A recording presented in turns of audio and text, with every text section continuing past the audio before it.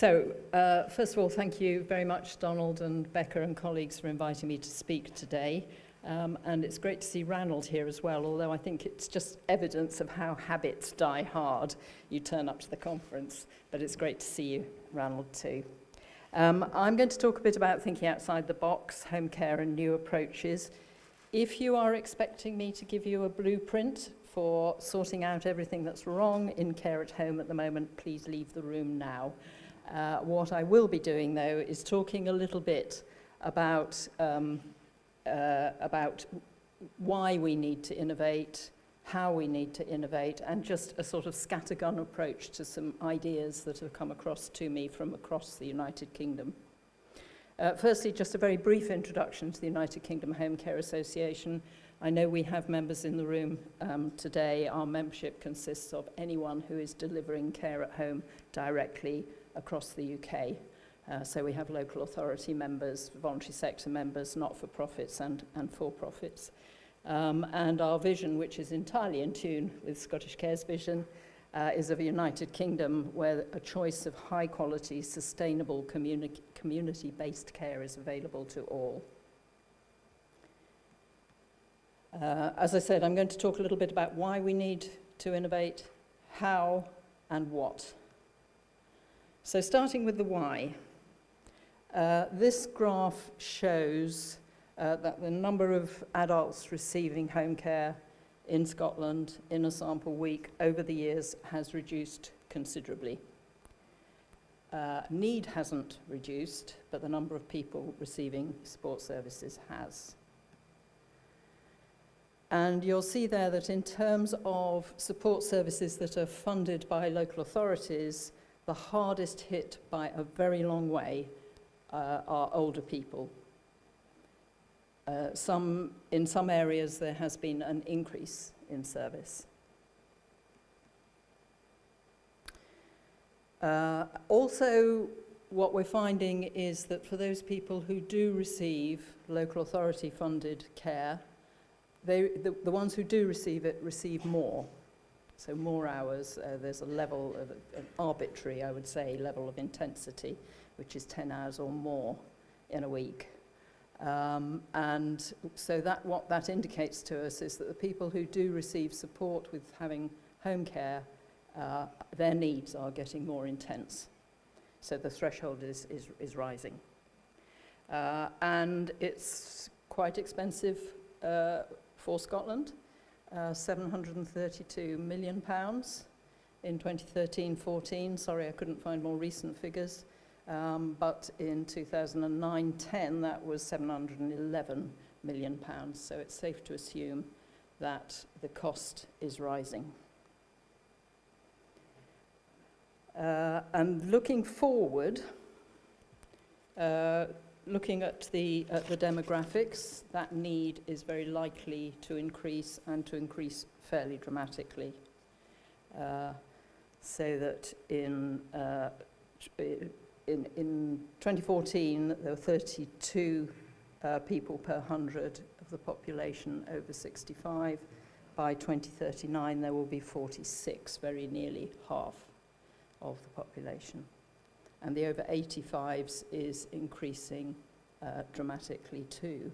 And when you compare that with increases in the working age population, that is very, very, very much smaller.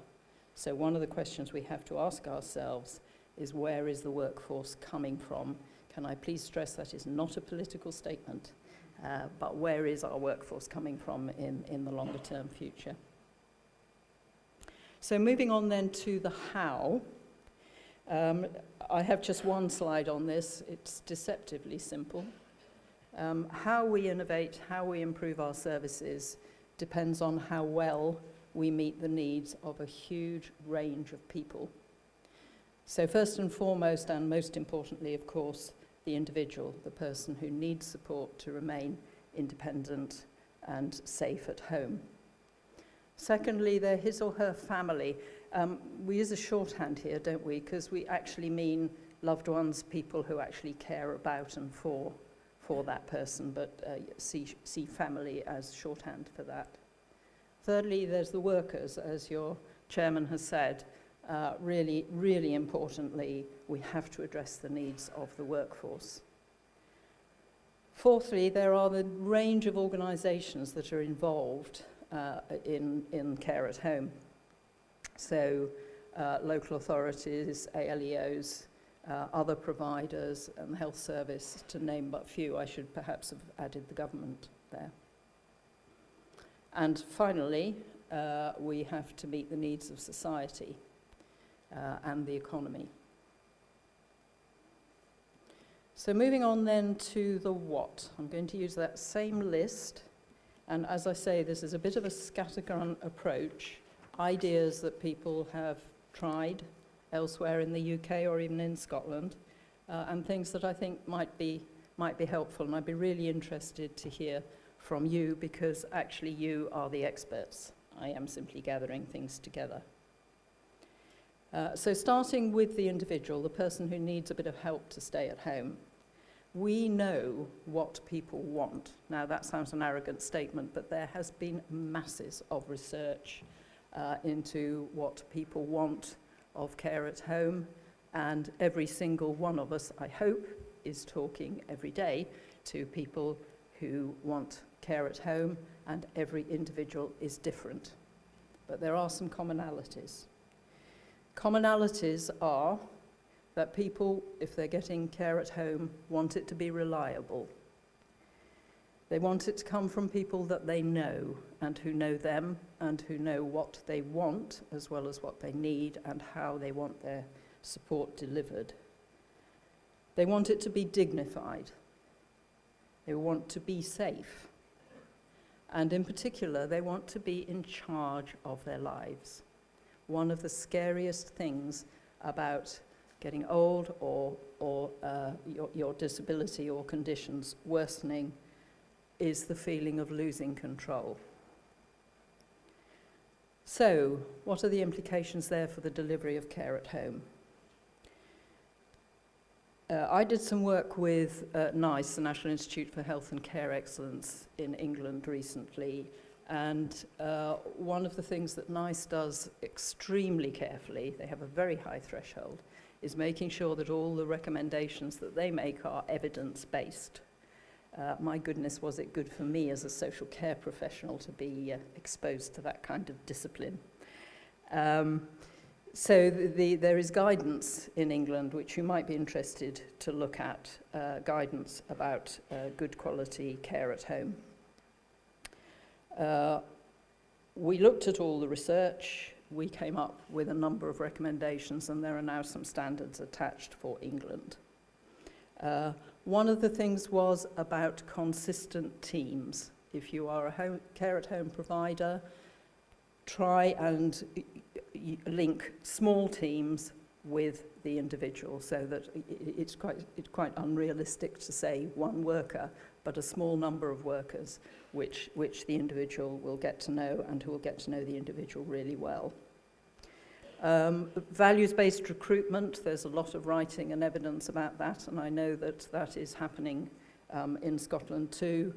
We don't need necessarily to recruit people who are really good at the practicalities of caring.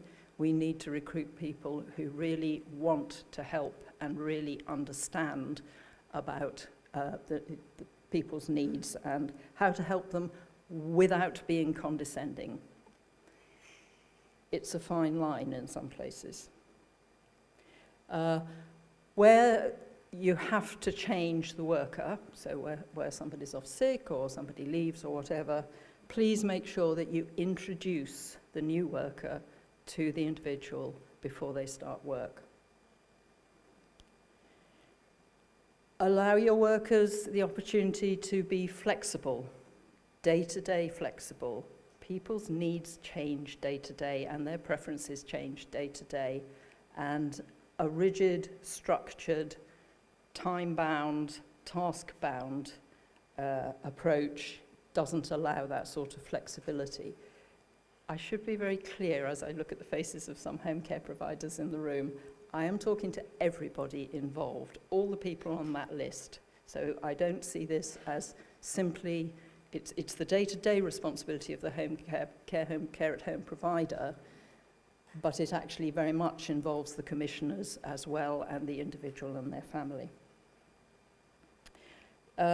Think about IT, think about technology, think about telecare, assistive technology, call centres. I know a number of care at home providers are actually setting up their own telecare systems so that the call centre is actually the provider itself. Try and make sure that all the care is joined up. When I need care at home, I am not going to be fussed whether it comes from the local authority, a voluntary provider, a for-profit provider, the health service, or who. What I want to know is that it's reliable, it's delivered by somebody I know, and it's good, and it's timely. I know you're doing a huge amount of work on integration. I prefer the term joined up care because if you start from where the person is, that's where the integration matters. Make sure that care is not rushed. It is horrible to be given a choice between whether you're helped to go to the toilet or whether you are helped to have breakfast. And that happens, believe me, in some places. Make sure that actually, even if the task that you're performing is quite short, quite brief, that there is still time around that to talk. Because a lot of people who have care at home also risk isolation, and it's really important that that is tackled not only through the care worker having a good relationship with the individual, but through links, which I'll come back to later, between the care at home provider and other things in the community. And I suppose one of the ideas that is really beginning to catch hold is this one about sharing information. You only share the information that the individual is prepared to let you share. But when you do have permission to share, make sure that it's shared in a way that the individual doesn't have to give his or her story 10 different times to 10 different professionals. And it behoves the professionals involved to make sure that that communication can work well around the individual. Moving on to the family then, in terms of what they want, we know what, and remember it's shorthand, what they want is peace of mind, they want relief occasionally from caring, and they want freedom to live their own lives as well. So in terms of meeting those needs, good relationships don't cost money. Even when money's tight, recognizing the central importance of the family and informal carers is vital. Respect their input and work with them. Give regular feedback. Make sure that you're discussing the problems always with the agreement of the individual, because some individuals don't want their families involved, and we have to remember that. And where families want reassurance and peace of mind, think about IT. There are some really good IT solutions there where they can be kept informed. Moving on to the workers, as your chairman has said, really important group to meet their needs. Sorry, I forgot to click on, didn't I? Yes, home care workers, they do a fantastic job. They deserve more money, they deserve more respect, they deserve higher status in society, and that's something that we can all work on, and we'll be working on together with others. They want support and training.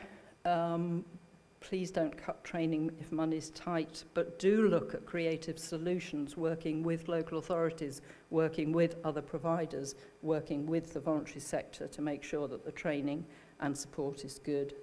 They need a degree of career development. It doesn't have to be typical single-line promotion, but recognition of additional skills, additional expertise, support to colleagues, and so on. They need not to be rushed.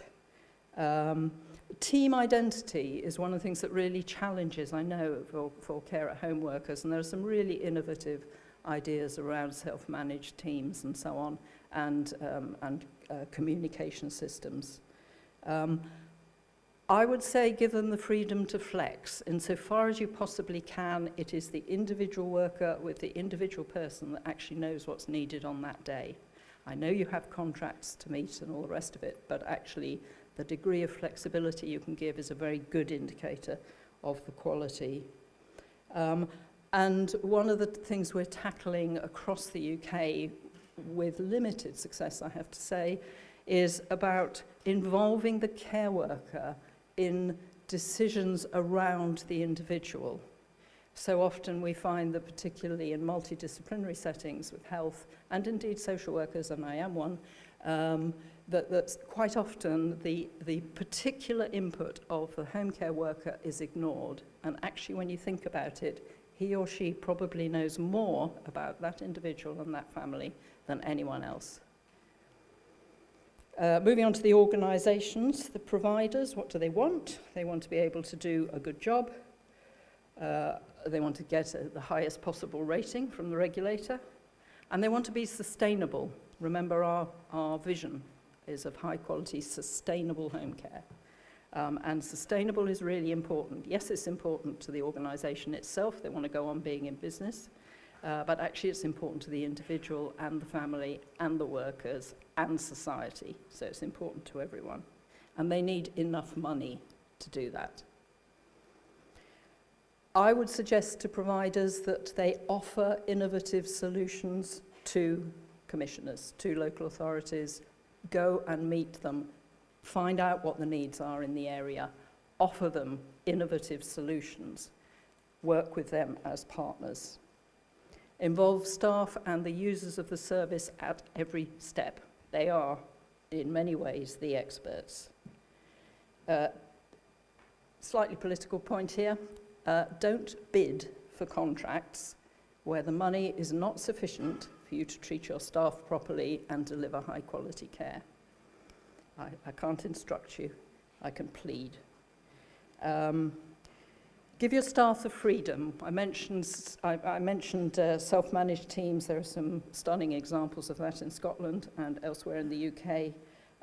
Help them to have a team identity, because that's where a lot of their day-to-day support will come from. Check the research. There is quite a lot of research. There are huge gaps in research, but there is quite a lot out there about what works. Learn from each other and from others. And I know that the Buurtzorg idea is kind of flavour of the month at the moment. It has some really good ideas. Can I give a personal view? I don't think it's the magic bullet that everybody's looking for. I think we have some really good homegrown examples of self-managed teams and of multidisciplinary teams. So let's learn from Buurtzorg, but let's not pretend that actually if we just import it wholesale, it'll solve our problems. Personal view. Don't be precious, I've written down here, for the providers. Share, work together, and don't batten down the hatches when times are hard. Actually open the doors, because that's the way we're going to move forward. For the local authorities, I'm moving on to the organisations, other parts of the organisations now. For the local authorities, what do they want? They want to discharge their responsibilities properly. They want to keep within budget. For the elected members, they want to be re-elected. They want to achieve coordination, collaboration, and they want to have enough good, sustainable providers in their patch. So it's about relationships again. It's about the local authorities reaching out to the providers and making sure that they're being treated as partners, because together we will solve the local problems in different ways across Scotland and across the UK. A plea to commissioners to look at the way they commission. Is that 5? 1, 5. Okay, a plea to look at the way you commission. Not time and task, because you can't do any of the things I've talked about before with time and task. look at outcome commissioning, look at per capita. It's a misnomer, but are you familiar with that? Per capita commissioning, which is where a commissioner will work with 1 or 2 providers for a whole area, will give them the money that they would expect to spend on that area, and work with them to deliver all the care at home services in that area. So the risk, if you like, goes to the provider, but also the freedom. With health, they want to discharge their responsibilities and they want to keep within budget. I'll just pause there. They want to avoid unnecessary admissions to hospital or delayed discharges. Care at home has such a vital part to play in that. My plea to the health authorities is that they work with the care at home providers early enough, not to come to them at the very last minute when there are lots of people stuck in hospital. And finally, for society and the economy, as a society, we want to be sure that our most vulnerable members are properly cared for and respected. Care at home has a vital part in that. Let's look at reciprocity because everybody has something to give as well as needing to take something. There are some wonderful examples of people who are receiving home care actually teaching the home care worker how to cook lunch and then teaching other users of home care services how to cook for themselves.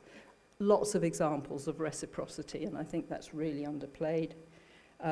We need to keep families working so that they are economically active, and we need to employ people. We are a massive employer, and we pay tax as a result. So on every front, care at home actually ticks all the boxes.